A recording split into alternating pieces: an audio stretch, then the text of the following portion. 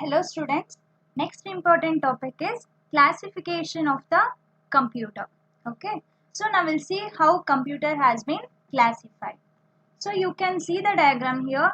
So that computers are classified into three types, that is analog, digital and hybrid. Okay. So this classification has been done based on the computer process. Okay. So the way computer process the information can be broadly classified into three categories, that is analog computer, digital and hybrid. Okay. So further digital computer is classified into two types, that is based on the purpose and then based on the size and performance. Okay.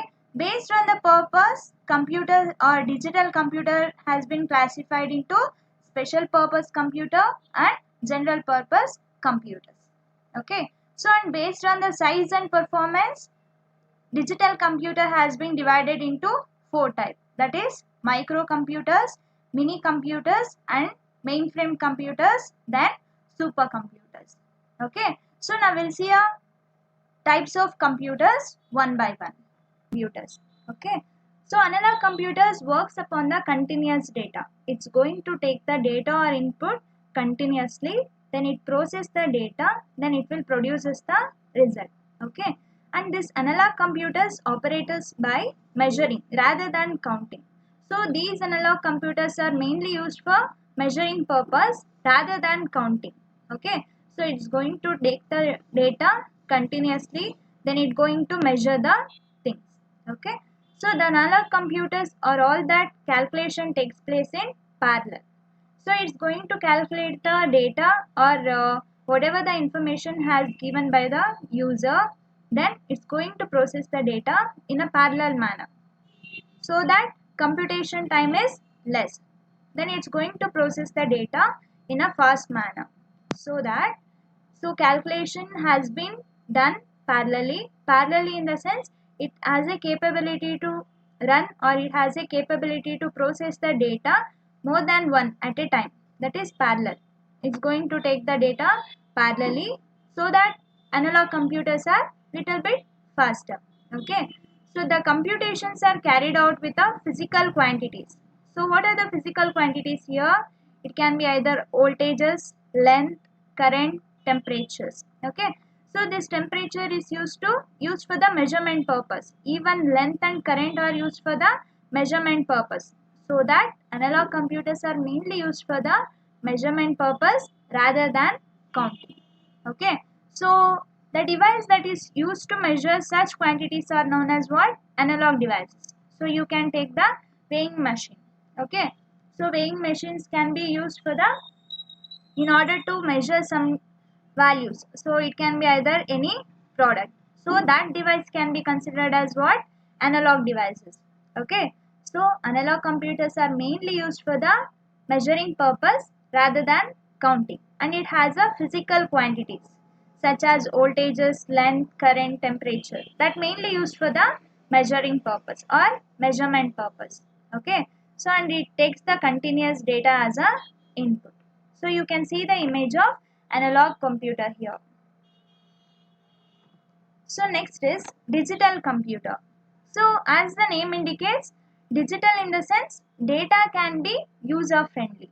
Okay. So there will be a more accuracy than the analog computers. So you can take analog watches for the analog computers category. So digital computers works upon the discontinuous data or discrete data. Okay. So in this data is not continuous. It's going to take the discontinuous or discrete data. Okay. Then digital computers operate on digital data such as numbers. So you can see the digital machines, digital weighing machines or even digital watches. So it is based on the numbers. So it's going to operate the digital data as a numbers. Okay. And it uses a binary number system. So what is binary here?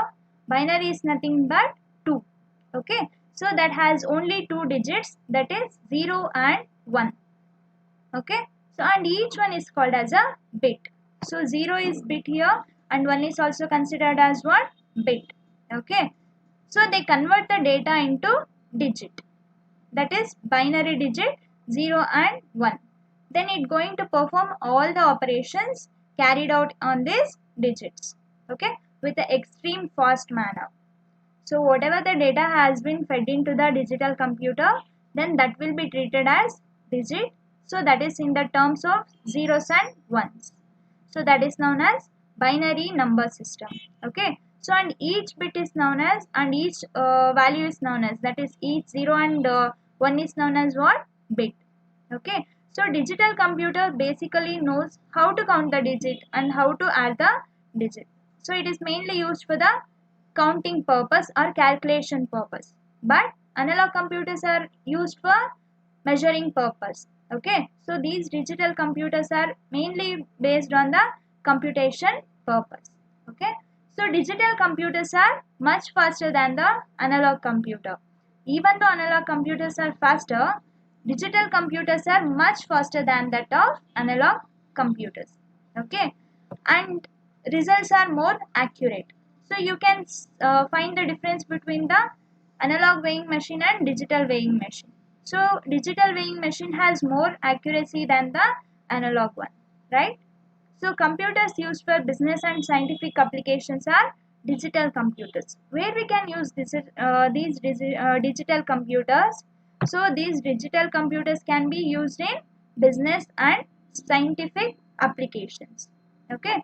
So now we'll see. You can see the image of digital computers. So it includes palm tops and all. Okay. So you can see the digital computer here image here. Digital watches and weighing machines, then computer systems. And then digital computers are further classified into two types, that is based on the purpose and size and performance. Okay. So now we'll see based on the purpose. So purpose-wise computer can be classified into two types. So initially computers are classified into three types: analog, digital and hybrid. Okay. So analog mainly used for the measurement. Digital is used for the counting purpose and calculation purpose. Then that is classified into further two types. That is based on the purpose, based on the size and performance. So in based on the purpose, it is further classified into two types. That is general purpose computer, then special purpose computer. Okay. So what is special purpose computer here? So this special purpose computers is one that designed to perform only one special task. Okay. So those type of computers are designed to perform a single performance or single task. So these program or instruction set it permanently in such machines. So if you want to create or if you want to build any machine based on the special purpose, then that data or program instruction has been stored permanently in that machine. Okay. So it does its single task very quickly. So it mainly used for the calculation or doing some work of the particular task, so that it's going to do that or it's going to does its single task with a very minimal time along with a great accuracy. Okay. So and it cannot be used for any other purpose. For example, blood pressure monitoring system. So that BP machines can be used only to check the BP. Okay. So that is mainly designed for to perform a single task. So in BP monitoring system, that mainly used to calculate the blood pressure.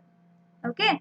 So this is regarding special purpose. That means it's going to or it's designed to perform a single task or a special task. Okay. So next is general purpose. So these computer can store different programs so that it can be used in countless applications. So as the name indicates, general purpose in the sense you can use that applications or programs for more than one application. Okay. So this computer can perform any kind of jobs with equal efficiency simply by changing the application program stored in the main memory. Okay. For example, take a weighing machine. You can even weigh the vegetables, even fruits or even any other materials. So that is general purpose. But this BP machine is mainly used to perform a single task, so that you can find the difference between general purpose and special purpose. So as the name indicates, general in the sense it can be used in more than one application. So that the these type of computers are versatile. As I told in the characteristics of the computers, computers are versatile. So that it means it has a capability to perform more than one task at a time or more than one kind of task at a time. So this is regarding general purpose computer. Okay. So based on the size and performance, digital computers are classified into four types. That is microcomputers, mini computers, mainframe computers, then supercomputers. Okay. Now we'll see one by one. So what is this microcomputers? So microcomputer is also known as what?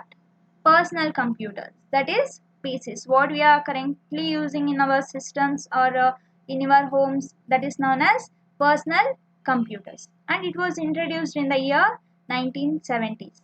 Okay. So the number of processor in microcomputers will be one or two processor. Okay. So it can have one or two CPUs within it. Okay. Then it contains the input devices, output devices, even storage and processor. Okay. So what is this microcomputer consist of? It can have input devices, for example keyboard, mouse and all. Okay. And output devices, monitor, printer, speaker. Then storage devices, it can have either external storage or internal storage. External storage is nothing but pen drives, hard disk, etc. Then processor. Processor is nothing but CPU. Okay. The number of processor will be 1 or 2. So for this microcomputer, we can include 1 or 2 processor. Okay. And it is used by one person at a time. So this is personal computer now. So that it can be used by one person at a time. Okay. So this is regarding microcomputer. And what are the example of these microcomputers? Desktop, that it can be either PC or Macintosh. So Macintosh is related to Apple applications or Apple company related computers. Even laptops, notebooks, tablets, palm tabs, even smartphone comes under the microcomputers because that is used by a single person at a time and it has a more privacy and we can perform word processing, photo editing and email. Okay. So personal computers are available as a desktop or portable models. So the portable models is nothing but these notebooks, tablets, palm tops and then smartphones. Okay. So this is regarding microcomputers. You can see the image here. It consists of what? Desktop computers, even laptops, notebook, hybrid computers, tablet, smartphones. Okay. So what are the uses of microcomputers? So these are used as a desktop either in offices or even in the homes or houses. Okay. So you can use these type of computer as a personal computers. And what we can do with this computer? You can enjoy playing games and watching movies in these computers. Okay. So this is mainly designed for the personal work. So they are cheap and user friendly compared to other computer types. So these type of computers are cheap and user friendly. Okay. Then their operation can be easily learned by anyone having the logical aptitude. So these computers are user friendly so that we can learn the operations or we can use these computers easily. Okay. So this is regarding microcomputer. While learning any type of the computer, first you have to consider these durations and what is also known as 2 or 3 example and how it works and what basis it's going to work the task and what it consists of. Okay. Along with some example that you have to keep it in mind for each type of the computer. So what is this mini computers? So mini computers were introduced in 1960s. Okay. So firstly mini computers were emerged. After that microcomputer has been introduced because it was introduced in 1970 but mini computers were introduced in 1960s. Okay. So these computers are larger and more powerful than the personal computers. Okay. So size of the mini computers are larger but it is more powerful than the PC and it can execute 5 million instructions per second. Okay, and it is generally consist of 2 or more processor. So even it can have 2 or more processor within it, but microcomputers can have 1 or 2 processor, so that it is more powerful when compared to PCs or personal computer. Okay, so microcomputers can, a mini computer can serve up to 4,000 connected users simultaneously. So these mini computers can be connected to other personal computer, and up to 4,000 connectors user can work at a time. Okay, so this is used for the general purpose, and this is normally accessed by user via personal computer or terminal. Okay, so how we can access these type of computers? Via personal computer or terminal. A device with a monitor and keyboard is known as what? Terminal. What is terminal? So if it consists, or a system consists of monitor and keyboard, then that is known as what? Terminal. So in order to use the mini computer, it can have combination of the terminals. Okay, so that we can use this type of computers in call centers, BPOs, like that. Okay, and this is also known as dumb terminal. So it has no processing power and cannot work as a standalone computer. It requires another computers or personal computers in order to work properly. Okay, so what are the examples of these mini computers? Digital Alpha, VAX 800, AS 400. So what are the uses of these mini computers?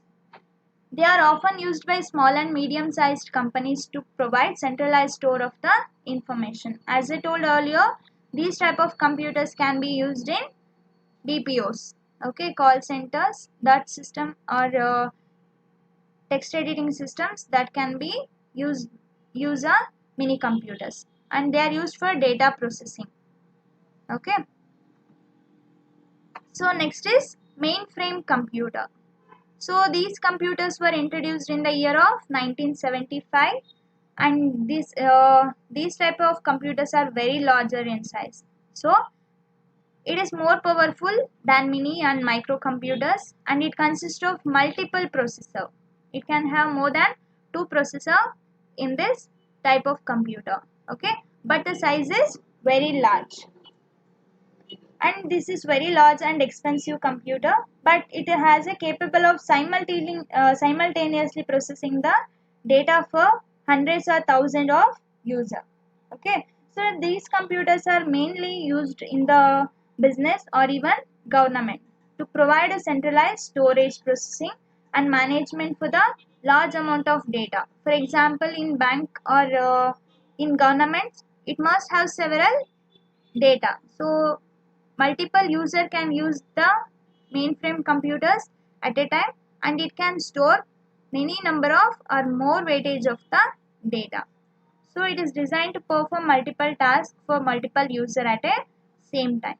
Okay, the user access a mainframe computer through personal computer. Like if you want to access the mainframe computer, then that must be accessed through personal computers. So group of personal computer has a ability to deal with or to communicate with the mainframe computer. Okay, so and it can execute 16 million instructions per year.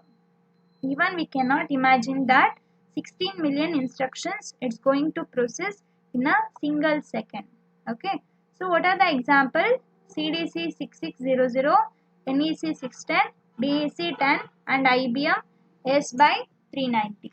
Okay, so these are the example of mainframe computer, and these type of computers can be used where reliability and data security and centralization controls are necessary.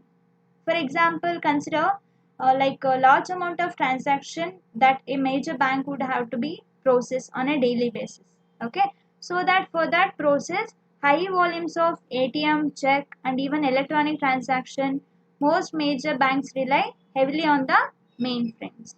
So, for example, if you consider a bank that has a number of transaction and number of ATM and check transaction, electronic transaction, that includes, so that we can go with the mainframe computers. Okay,